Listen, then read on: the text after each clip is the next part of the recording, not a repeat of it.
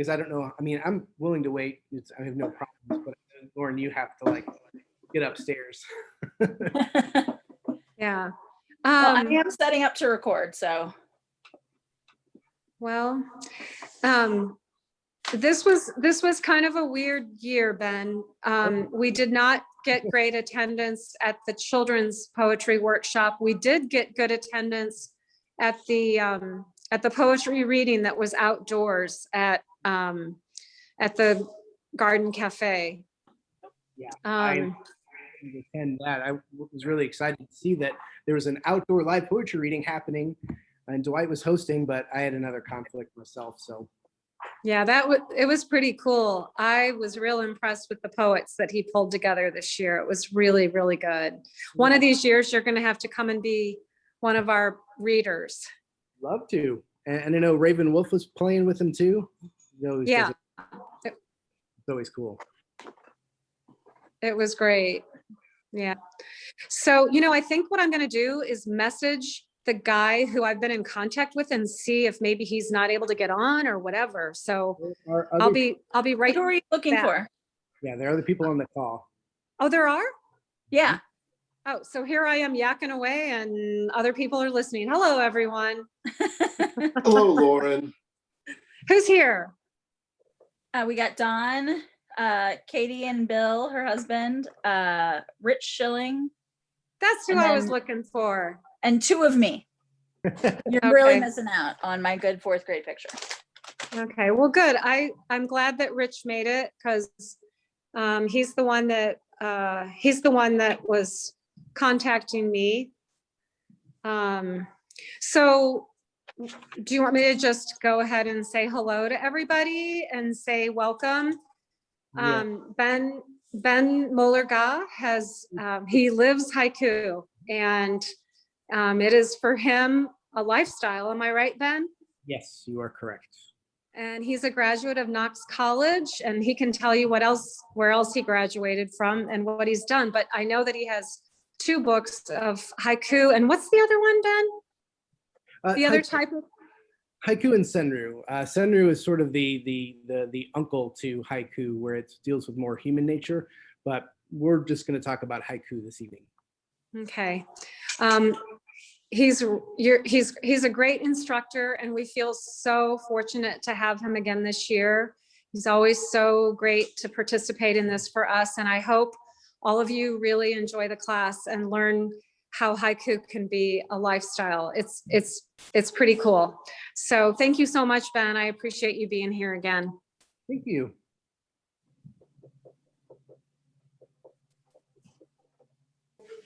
Ben, I have to know if that's your real background or That's my real background. That's an awesome room. Yeah, I have a loft in Lafayette Square. My last name is now shortened just to be Ga. So I had a life change. So I'm back to just me, and this is my place. Very cool. All right. So Jennifer, I don't know if you make me presenter. I do have slides so to go through.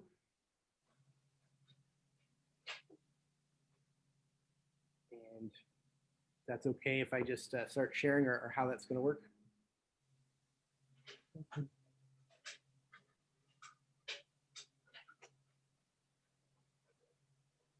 Well, I'll just go ahead and share my screen and we'll get started.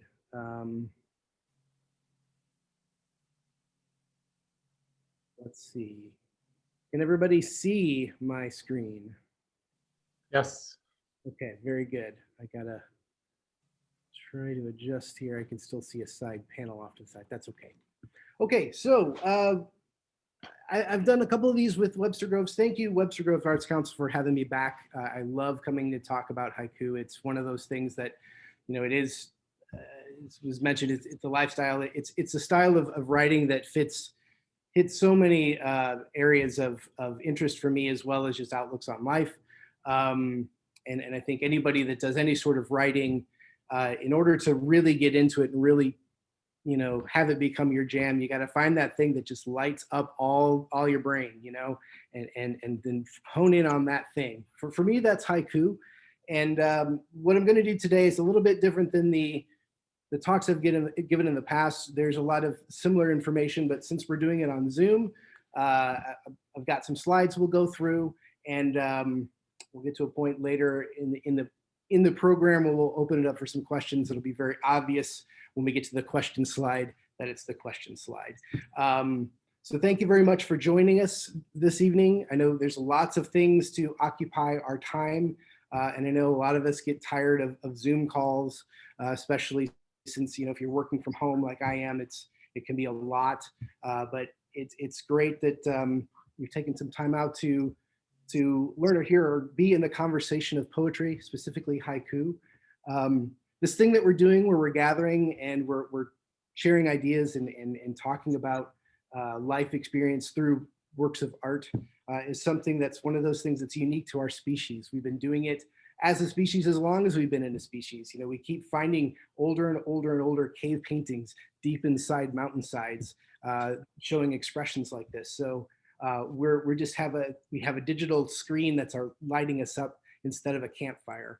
So and then anytime I get in front of an audience or want to do something like this, I always like to remind us that what we're doing is uniquely human. It's a very cool thing, and thank you all for tuning in.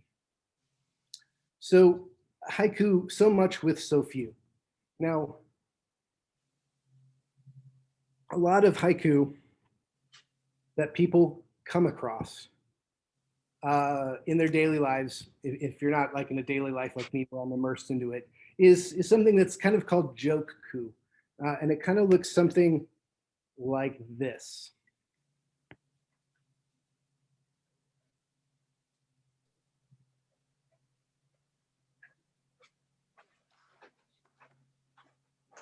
All you have to do to write a haiku is count 575, dude.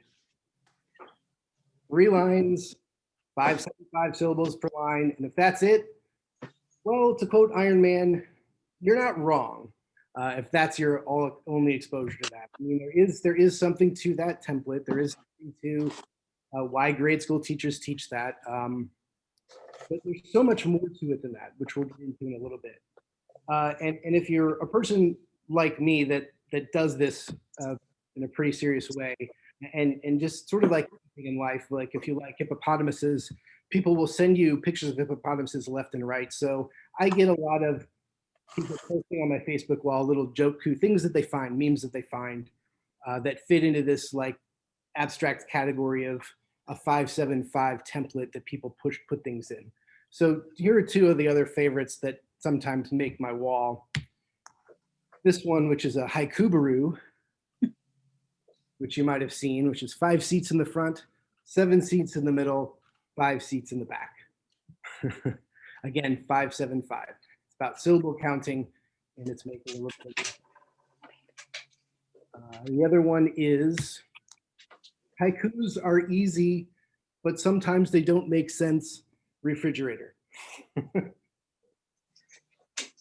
And this one is, it is what it is. It kind of makes you laugh because people don't always think they understand poetry, and so this doesn't make sense on purpose. Therefore, haha, it's funny, right? And in the very first line, it uses haikus. Now, side note, haiku is singular and plural. Haikus is not a word. So if you come away with nothing else from this tonight, hopefully you'll remember that haiku is a haiku is a haiku, whether you're talking about 1, 5, 10, 15, or a book worth. Lop off that S.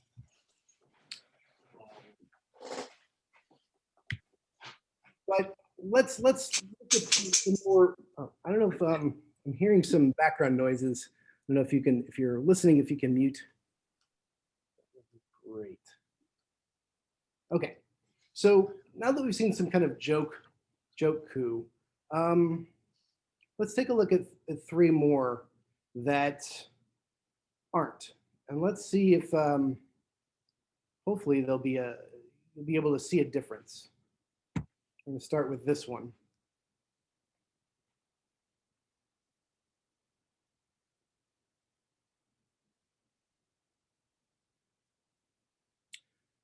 watching my dad look at his dad in a coffin.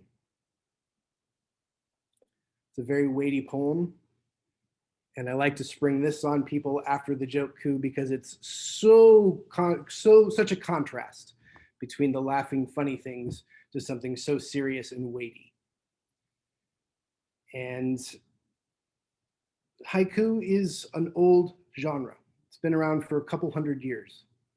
It is a poem, it's a form of poetry that is serious. It has weights to it. It has technique.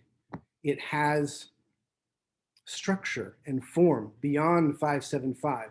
There are things that are happening in what you're reading in front of you with the way that the poem is constructed and the word choices that are used that are allowing you to have an impact or have this poem have an impact to you. And it's beyond 575. In fact, this is a 3-line poem. The longest line is at the front. The shortest line is at the bottom, and every one of those lines is 4 syllables long, just to give you an example. We'll look at another one here. Not quite as weighty.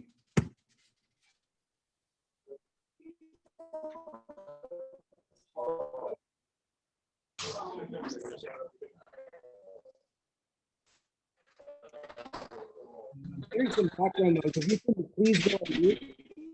For the benefit of everybody. Moderator, I don't know if you can do that or not, but I think I got it. awesome. So the second one, unfolding the map, an ocean between us. Again, it hits at a deeper level than those 3 joku that we had in the beginning. And again, we have a long line, shorter line, long line, short line, longer line. Doesn't follow that long, short, long. Doesn't follow 575. Again, this is a stacked 4-syllable per line poem. And again, it's using language in a specific way to give it specific impact. And a third example.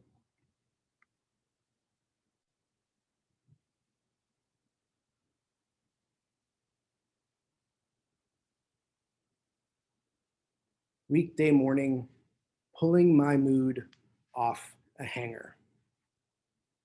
Bit of a lighter poem, don't all have to be weighty. But again, it is doing something different than the first pieces. This is a serious poem. These are 3 poems of mine, and for plug purposes, they can be found in my 2 full-length collections. I'm not going to tell you which is in which. That would be One Breath from Spartan Press and Wishbones from Folded Word Press. But those are 3 more examples of that contrast the first 3 that I showed you that flow around on the internet. And it's important that you see these and you see the difference because a lot of people, including a lot of poets out there, don't take haiku seriously because they're usually only exposed to what you saw in the beginning.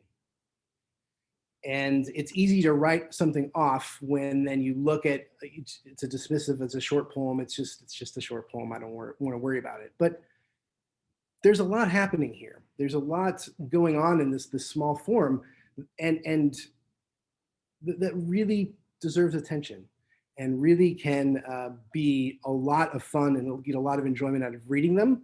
And they can certainly consume your whole life writing them. I've been working at these as my only real writing mode since 2009, and just recently I've crossed the 1,000 poems threshold of 1,000 poems published. So it can pretty much consume your life if you let it, because it's a very intense form to work in, because it's tricky to get something so small, to say so much, and have it look so easy. And we're going to get into that here in just a moment.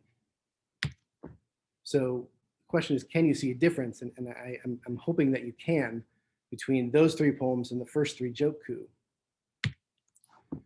Now the question is, so if a haiku isn't a 575 template, then what is it? I'm going to throw up here something from the journal Modern Haiku, which is the oldest English language haiku around. It's around 50-ish years old. And on their submission page, they say this, that, actually I can't read all of it. Haiku is a brief verse that epitomizes a single moment. It uses the juxtaposition of two concrete images, often a universal condition of nature and or particular aspect of human experience, in a way that prompts the reader to make an insightful connection between the two. This is from their submissions page at modernhaiku.org. Really fine print journal.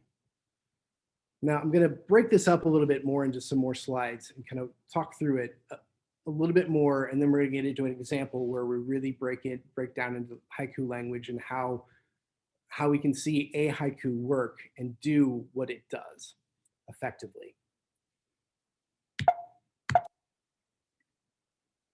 So what is it in my words? So a haiku is a poem that takes place within a single moment.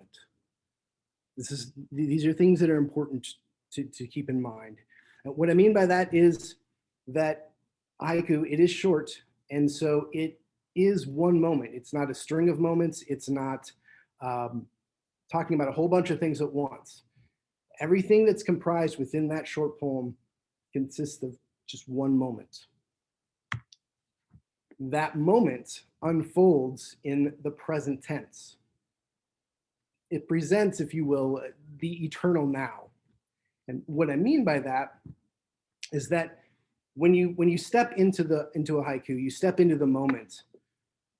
It has to unfold in the present tense. So these aren't poems that take place in the past. They're not poems that take place in the future. They're not poems that you're telling somebody about something. They are actual moments they're constructed in a way to be a moment that unfolds in the present tense. So as you read the poem from the beginning to the end, you're experiencing that moment happen. And since these poems are constantly happening, they're constantly in the present, they are kind of eternally present. They exist in an eternal now. Kind of like Keats's Ode to a Grecian Urn, where he talks about the action on the side of that urn is always caught in motion. It's this perfectly captured thing that never has a beginning or an end. In a haiku, it's a single moment that unfolds in the present tense. So a haiku also consists of a juxtaposition of two images. Then, with a combination of an extra line or an extra word or an extra bit called a cut, causes that juxtaposition of images to become more than the sum of their parts. So we've got a single moment that unfolds in the present tense that consists of two images that juxtapose together to make that thing happen. And here's another big component of this, of what makes a haiku a haiku. A haiku is not about the poet. I'll say that again. A haiku is not about the poet. This is pretty unique to this form of poetry. Most other forms of poetry or writing, we want to know what that writer's experience is. We go to them because we want to learn their truth, or we want to hear the story that they're telling. We want to hear the voice that they're giving to somebody, or their own unique voice. And then we can take our lives and either agree, disagree, or find comfort in that. Haiku is different. A haiku, when it works, the poet fades into the background. And that moment that's presented there, that single moment that unfolds in the present tense, using a juxtaposition of images, uses language in a specific way to allow the reader to step into that moment and fill in all of the empty space around that moment with things from their own life. So you fill in, the reader fills in those details. And the moment then that becomes the reader's moment. So a haiku isn't complete until someone other than the poet reads it. And again, that's a key component of what makes haiku haiku, is that it becomes the reader's moment. And this is another challenge that we have as writers, as poets, to recognize something that happens, use language in a certain way that allows the reader to step in and feel like they are experiencing that moment from themselves with details from their own lives. And we'll see how that works here in just a minute. So we're going to see how this works. And I'm going to use my frog poem. This is a poem that I use all the time in any kind of talk I'm giving about haiku, because I feel it works really well to showcase the two images and how they juxtapose together, as well as all the other things we're talking about and will talk about. So my frog poem is this.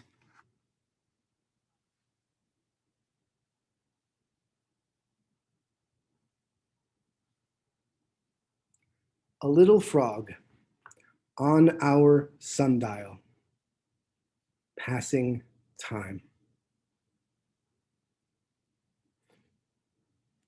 So what we have here is a moment that unfolds in the present tense that juxtaposes two images. We have image one is a little frog. On our sundial is image two. And passing time gives the juxtaposition of those two context.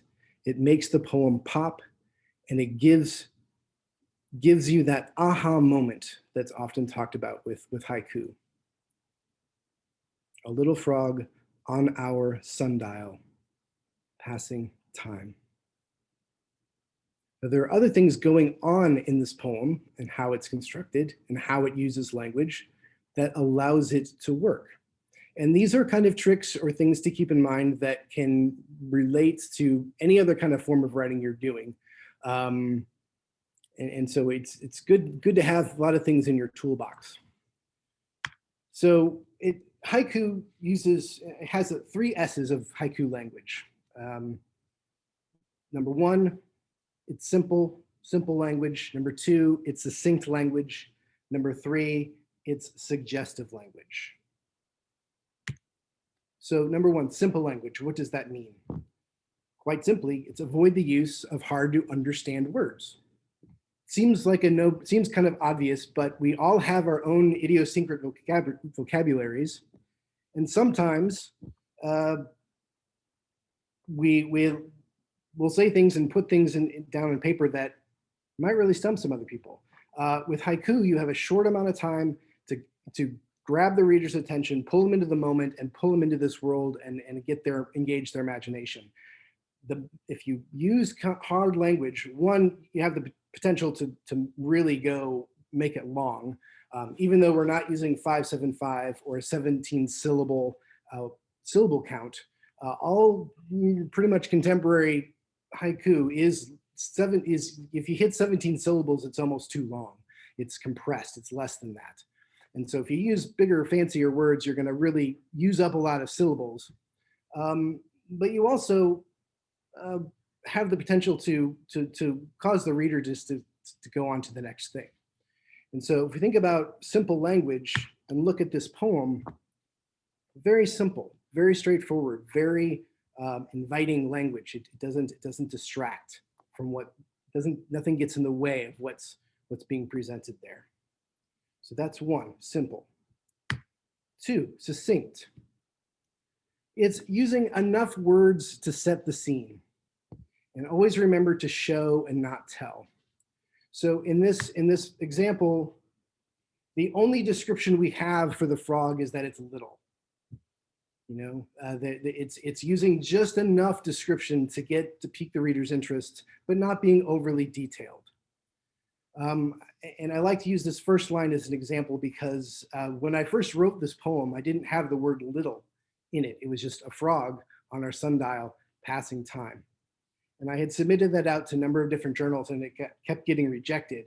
And I was really unsure why, because I was convinced that this was a really solid piece. But after about, I don't know, the 9th or 10th rejection, I always look at these poems and try to figure out, well, what's wrong? What's missing? And I realized that that first line without the word little is a very bland line, just a frog. And if you start a poem, a frog, who cares? What's a frog? But a little frog, well, a little frog is interesting. A little frog grabs your attention. Even if you're walking on the sidewalk, if you see a little frog, chances are going to stop and look at it. And so it's finding that right balance between how much to say and how little to say. And sometimes you can, if you're too little, your poems are flat, like a little frog, like a frog. If you use too much description, you're going to run out of syllable counts and you're going to distract from the heart of the poem. Because this poem isn't truly about the fact it's a little frog. The poem is about passing time. And so you need to make sure that you don't distract from the actual heart of what the poem is. And 3, suggestive.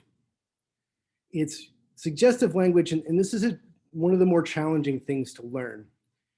Suggestive just simply, it means using language that opens up the reader's mind, that engages their imagination so they can fill in the empty space with their lives.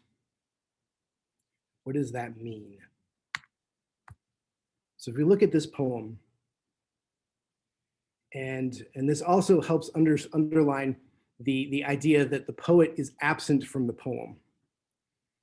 And so what that means is that this poem, the success of this poem does not depend upon the reader knowing exactly what frog I saw or exactly what sundial it was on. In fact, haiku work because the reader fills in those details. So if we were in a big room, I would, it'd be different. But I imagine when you encounter this poem, and if I go around the room and ask people, tell me about your frog, everybody can tell me about their frog in great detail. Because when you read A Little Frog, instantly something pops into your head. You know what a little frog looks like. You go someplace, you go to that little frog, you see it. The next line is on our sundial. Immediately, you know what a sundial looks like. You go into your memory banks and you find the sundial of sundials. Whenever you hear that word, that's what pops up in your head, and the little frog is on it. So already you've constructed a scene from your own life, from your own memory, from your own relationship to frogs and sundials, and you've put these together and made a scene. And this is what suggestive language is. This is what haiku does so well. And this is, again, why the poet is not part of the poem and why the reader steps in and completes the moment, why the poem becomes theirs, becomes yours. Again, the poem is about passing time. So all the details about the frog and the sundial are perfectly left up to the reader to figure out. And that's what suggestive language does. So it just gives you just enough, and it prompts your imagination to put this into perspective, to build the scene off of images and details and places in your own life.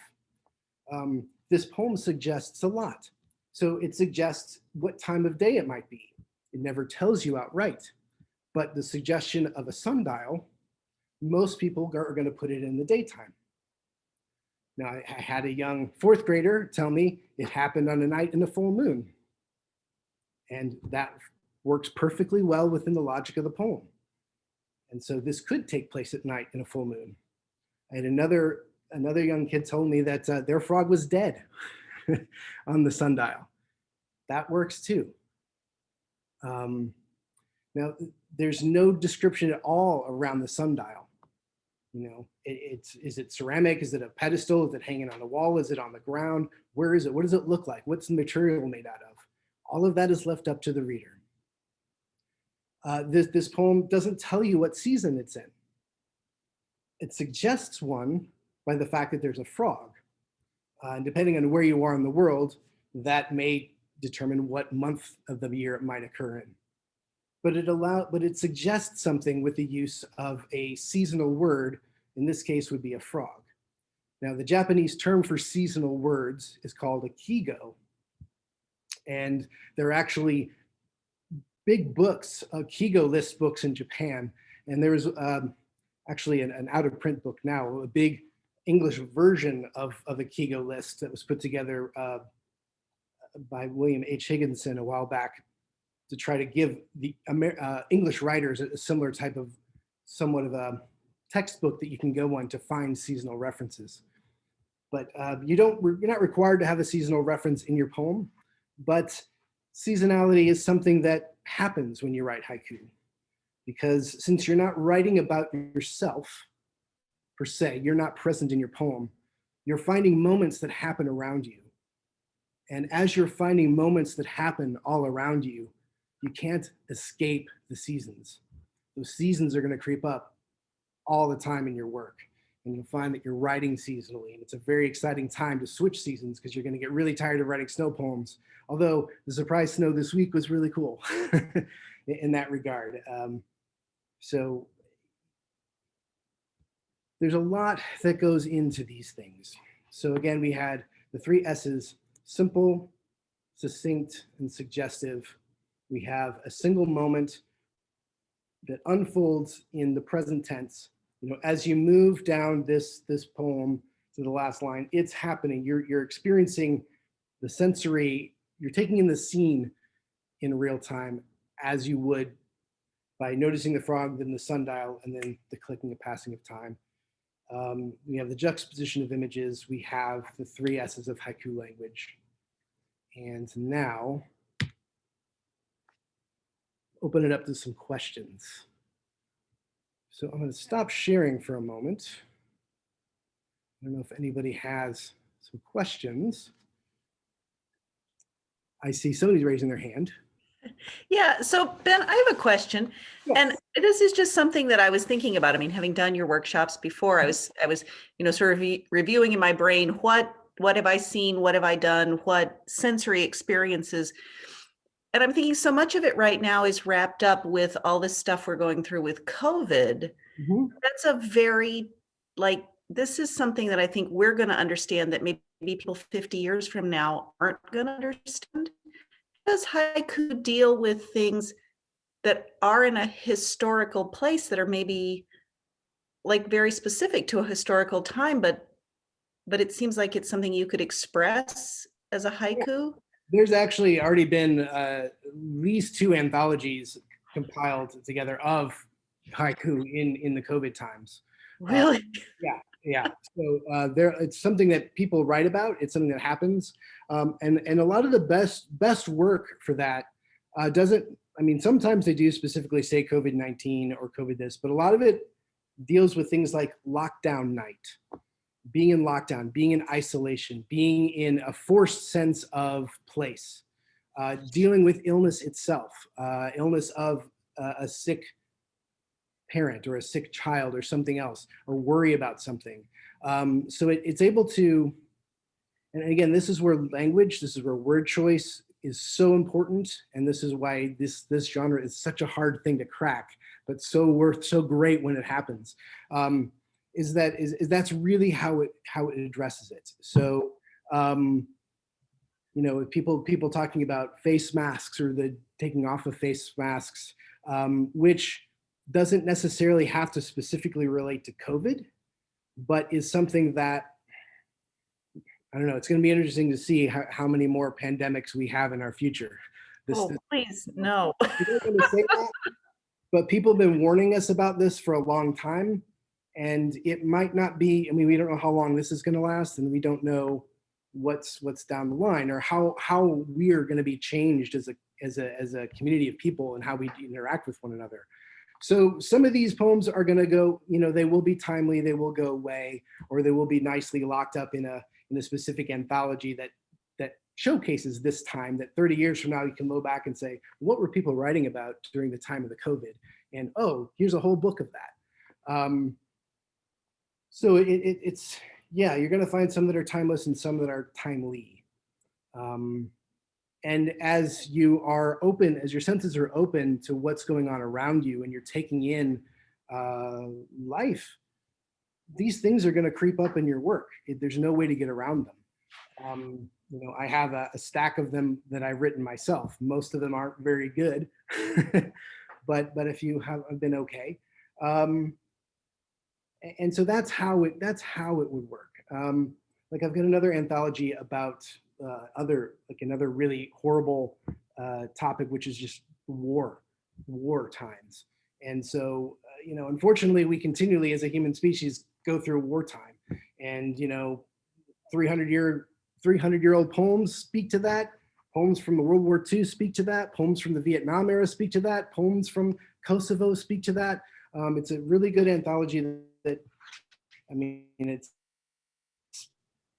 stops like 10 years ago, but that shows that cycle coming back and back and back. And those poems, unfortunately, are forever meaningful because we keep going through those things. So that's kind of how I see these poems will, they will be timely, some of them, and some of them will resonate to these global things that we're gonna probably be dealing with, hopefully not for long periods of time, but it's gonna cycle up again as we are a big globally networked, culture in a way. Great question. Yes. I'm sorry, I don't mean to talk everybody else, but are there historical poems then from like plague times or There's epidemic? you certainly see a lot of them about Hiroshima from all sides of the perspective. You see not so much things about like the Spanish flu or things like that, but you do see poems about AIDS, poems about cancer, poems about other types of human ailment, other times of strife. Sometimes some of those, the subtext of the poems are lost. Like Basho has a famous one about, can't remember it exactly, but about basically that the grassy fields were full of soldiers' dreams or something like that. It's a lot better than what I'm saying, but to a modern reader, you reflect. You might think of like Gettysburg. You might think of going to a place. It takes you to a place where you would see the remnants of a battlefield that now looks beautiful, and that's a universal thing that continually happens. Or we can continue to go to our own battlefields and see that. But yet in Basho's day, that would have had a much deeper reference to like specific samurai culture that doesn't translate to us in the United States today. So that's an example of something that was both timely, but yet timeless. And we don't know yet what's going to be, what could truly be timeless, because we're still with it. We're still in the present. Excellent questions. Thank you. You're welcome. Anybody else have a question? Ben, you mentioned anthology, and I'm curious, the beauty of haiku is almost the whole concept in one small phrase, but do you ever have the inkling to link a whole series together to tell a whole story? Linked verse, that's like, I don't personally. There are things called haiku sequences where they would have a title for the sequence, and then there will be poems that do hit at things that follow in kind of in a chronological way, not necessarily like a story. There are some books out there you can get, like a vampire coup or a zombie coup, where it's like a story told in 5/7/5 couplets. They're not really haiku, but they use that 5/7/5 template to kind of move the story along. But there certainly are sequences. There's a poet who just passed away recently named Anita Virgil, who had a book out about 20, 30 years ago now, called One Potato, Two Potato. And she has a really amazing sequence of poems about losing her husband to cancer. And it's one of the most moving things I've ever read. But it wasn't, it's just because of the details and the moments that she shared. It's like it just gets inside of you, and you just are in that room and you know what's happening. It's the power of being able to transfer what seems like a personal moment into a very human moment, and we connect to it as humans, as a human experience, and it's really mind-blowing. And there are other, in like Modern Haiku and Frog Pond and some other journals will have a section for sequences. There's also something else called linked verse, which is called renge. And that's where haiku came from, which was actually a longer game. It was a poetic game where the first poem would be called a hoku. It would be a seasonal poem, and it would be the guest of honor tonight would start off with that hoku, and then everybody would go on and sometimes play days on the same long linked verse. There's all sorts of different rules and regulations behind those, many different ways to play. But eventually that hoku became its own thing. And so when in Basho's day and Isa's day and in Busan's day, the three great masters, there was no term for what we call haiku today. There were hoku, no renga, hoku without the game. And so that's why they have a seasonal reference to them, because it came from the seasonal setting of the longer game that they were playing. And it's developed over time. And master poet Shiki in Japan in the 19th century is the one that actually coined the term haiku, which is what we use today. So that was a long answer to your question. I personally don't write in sequences myself. I think I've done it maybe once or twice in the last 10 years. I'm more drawn to the individual experience of a poem, but certainly they can be done, and they can be done very effectively. Great question. Excuse me, yeah. Yeah. When you were talking about that vampire book and that other book, you used the term that those three, 575. Yep. But you said they were couplets. They weren't. I'm sorry. Yeah, stanzas. It's almost like they're using them as a stanza. So they count out 575 syllables. So you have like a 3-line stanza, 3-line stanza. They tell the story like that in blocks of 575. Well, I'm sorry. Go ahead. So if you look at any individual one of those little blocks in that book, they don't stand alone as a poem. Okay. It's basically just they call it haiku because they use the 575 format to tell their narrative, which is just challenging, and there's a lot of wit to them, and they are fun, and I have some poet friends that really love them. And don't do so much for me, but that's okay, Well, that was what my question was getting to. So is a haiku, the writer determined that? No. Well, I mean, this is where. In other words, does the poet say, I'm going to write a haiku? Because, I can have a number of syllables and I understand this other stuff. So, I mean, I don't understand it, but I've written it down. So if somebody wrote that and then says does it become a haiku because it's a haiku, or because the writer, the poet, determines what they're making? If I call this an elephant, yes, it's an elephant to me, but is it really an elephant? That's essentially what you're asking. Basically, if I write something and call it a haiku, even though it's in the form of a sonnet, is it really a haiku? I mean, I meant. But it essentially, that's what you're asking, though. I wrote something with syllables, so I'm going to call it a haiku. So do I have the power to make it so?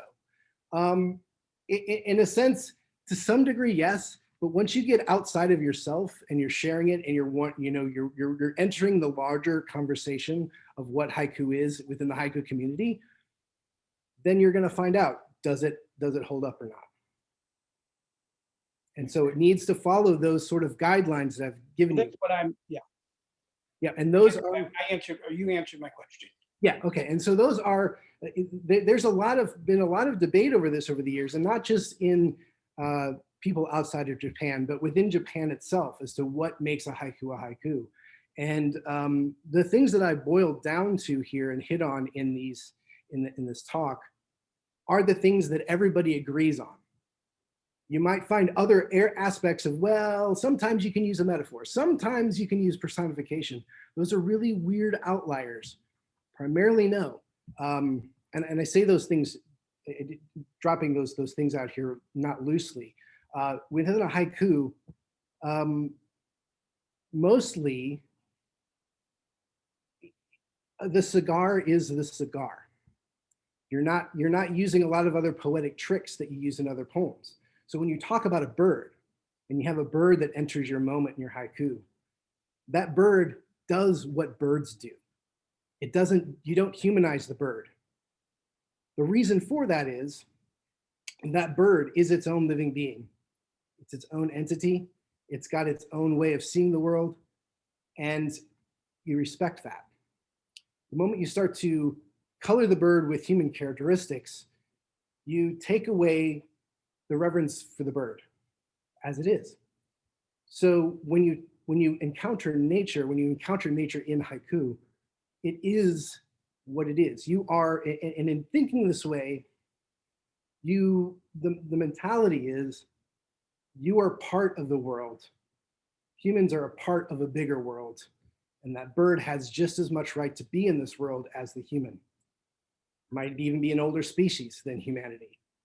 And you pay reverence to that, and you allow those things to be as they are, and you represent them as they are, which makes them easier and more impactful for the reader to step in and recognize. So a little side tangent, but great No, question. I think that follows your first two S's too, simple and succinct. It's a bird, so it's a bird. It isn't something else other than that. Yeah, that's thank you. You're welcome. Thanks for the question. I also like your workspace. I feel like there's a lot of energy where you're sitting. Oh. I don't know what you do, but there's Others would call it a mess. It's only a, no, I see that there's energy. Stuff happens in that space. So that's cool. Anyway, thanks for the question. okay. Anybody else? Don't be shy.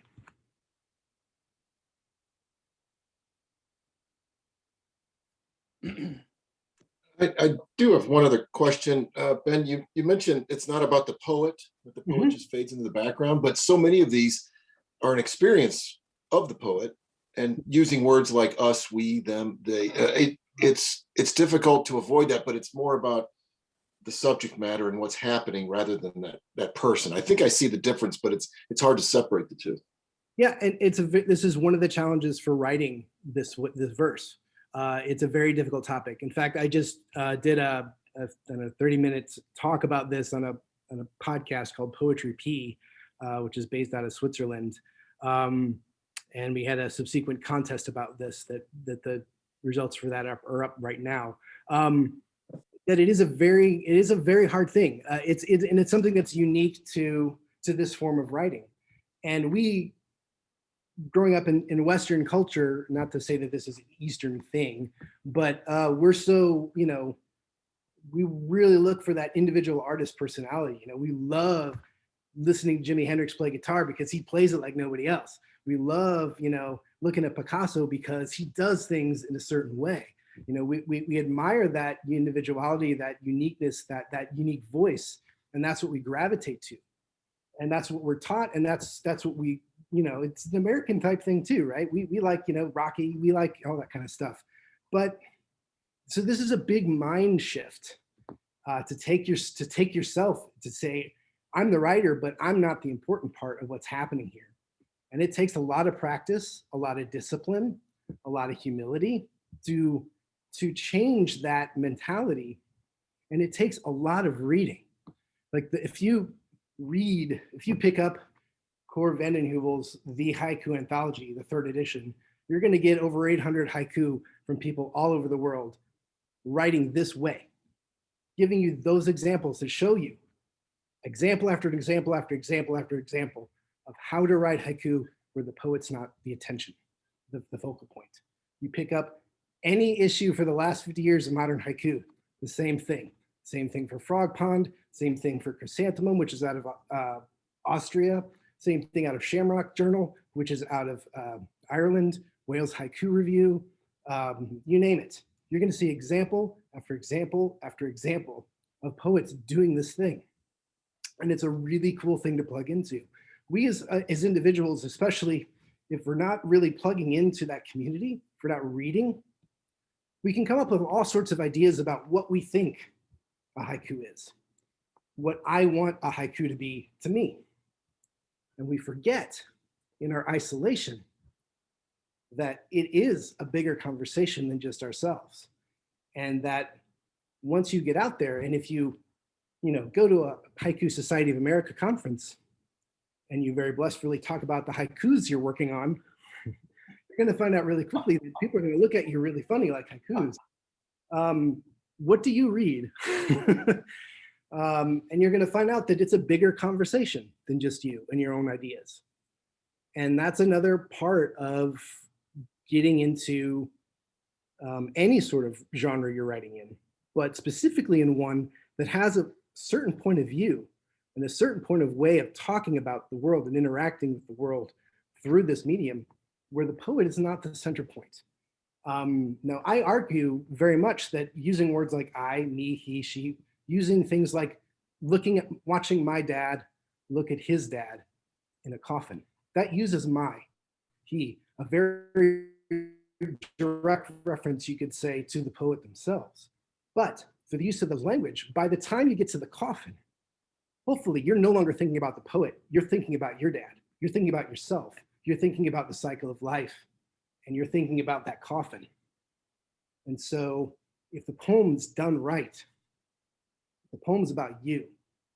And every poem that you pick up, every haiku that you read is a gift of exposure, of human experience that the poet is giving you. Maybe it's something you directly connect with and you experience it in your own life and you're like, gosh, man, I so know that, or that happened to me, and you pause and you reflect on it. Or maybe it's something you've never seen before, haven't experienced, or maybe it's something small that you've just neglected to pay attention to. Maybe you don't look for little frogs. Maybe you don't notice the way that a certain flower blooms at a certain time of year. And these poems give you a window into that. They give you permission to stop, get out of your own head, realize that you're part of something bigger. Not only as a poet in a bigger community of poets, in a bigger tradition that goes back hundreds of years, but also you're part of a bigger living world. It's kind of fun that this is on Earth Day to kind of remind you that bird that sits on your windowsill, it's got its own life. It doesn't really care that you're there or not. It doesn't consider you unless you're a threat. And once you look at a bird with that sort of mindset and realize all your problems don't care, it doesn't care, human history doesn't matter to that bird and its existence, that bird starts to look a little bit more interesting. What is it doing? Why is it doing that? Where does it come? Where does it go for? How I see that red cardinal in the tree, but oh my gosh, look, at every red cardinal, just a little bit away, you see that camouflaged female. You learn the certain pitch that they use to communicate to one another, to kind of find one another. And you start to slow down and you start to see these things. Suddenly your backyard becomes this whole amazing place filled with these ecosystems and things to look at. Like if you look at your yard, a lot of people just see green or brown, depending on the weather. But if you really take a look at that green, really look down there, you're going to see all sorts of shades of green, all sorts of types of things that make up that green. And we are just one of those types of things that make up this planet and whatever else is out there. And so haiku kind of reminds you of that. The poem is not about you, it's about a bigger experience, a communal experience. And everybody comes into that moment and takes away parts of themselves. And so when you tie the poem too much to yourself, you deny the reader the ability to find themselves in the moment. So, big answer. Again, for such a small little poem, but great questions. Everybody's had really good questions. Anything else or any follow-up?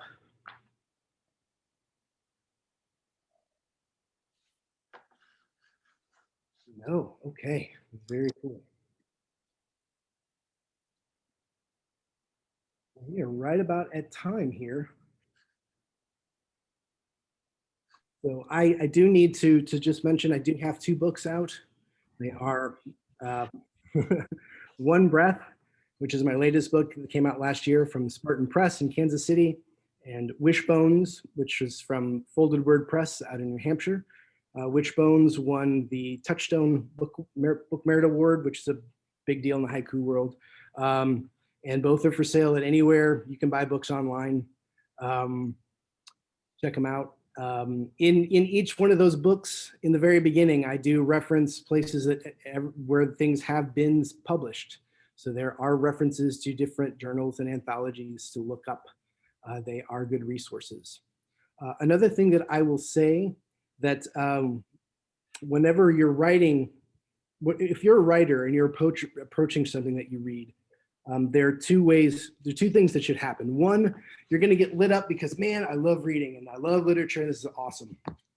But the second part, the writer part in you, needs to remember that everything that you read is also an instruction tool. When I sit down for a writing session, I always have like 2 or 3 books handy, and I always start out reading. And as I read, I get into a haiku frame of mind, time slows down, and things start happening. And so I start writing, and I'll inevitably get stuck, and I'll put the pen down and I'll start reading. And 9 times out of 10, some poet's going to figure out the answer to my problem. Not because they wrote the same poem, but because they used a line in a certain way, or they had a certain rhythm that I liked that was missing from my poem that worked there, that will work in my poem, or they captured something in a similar way, and I want to use that as a reference point. And it becomes, again, another way to be part of the community, because the writers you're reading their moments, but they're also teaching you at the same time. And so whenever you pick up a book of haiku, enjoy it as a reader, but if you like to write it, think about what they're doing. Think about how they use those lines. You'll see 1-line haiku, 2-line haiku. You'll see haiku that go all over the page in concrete images. You'll see all sorts of different ways that people use things.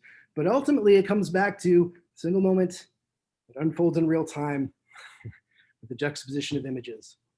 And you'll see that again and again and again, and the poet is in the background.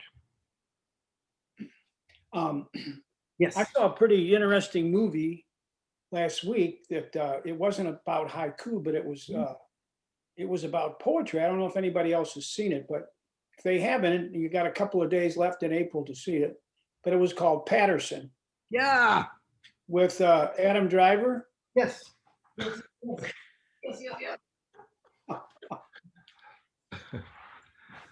Oh, there it is. Yeah. Yeah. I mean, it really got into, again, I've never done any, too much interest in this part of writing, but I thought giving you an insight into his brain as he saw things and worked them into his poetry, it was really interesting and a tremendous movie. If anybody, in my opinion. I'm with you. I agree with you 100%. I think it's on Amazon.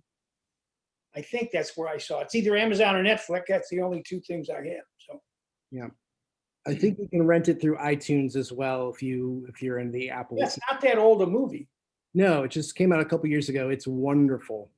Yeah, and it shows the main character, Adam Driver's character. He's a bus driver in Patterson, New Jersey, and he writes his poems, and you see him construct poems.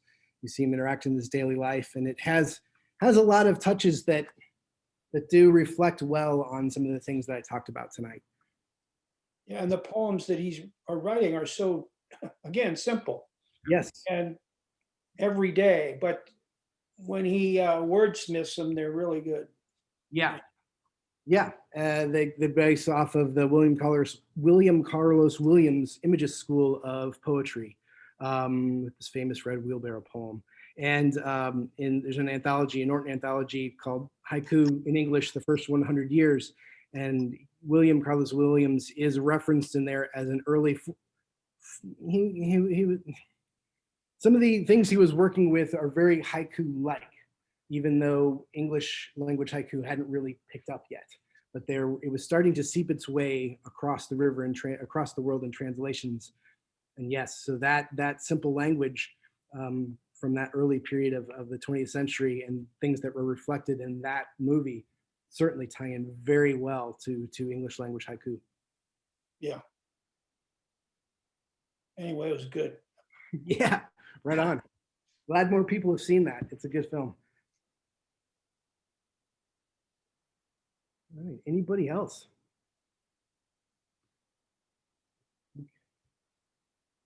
Going once. Going twice. Thank you so much, Ben. We look forward to this workshop every year. You are awesome. Thank you so We much. appreciate you being back again this year in the middle of insanity here. Yeah, I'm happy to be here. You know, I love talking about this stuff, sharing it with people that come back every year. I think you've been to almost every one that I've done for Webster Groves. Yeah, no, we love them. We absolutely love them. This is great. Thank Thank you. you. Thank Thank you. you. Thanks, Ben. Excellent. Thank you very much. Yeah. Right on. Take care, all. Thanks, Bye. everybody.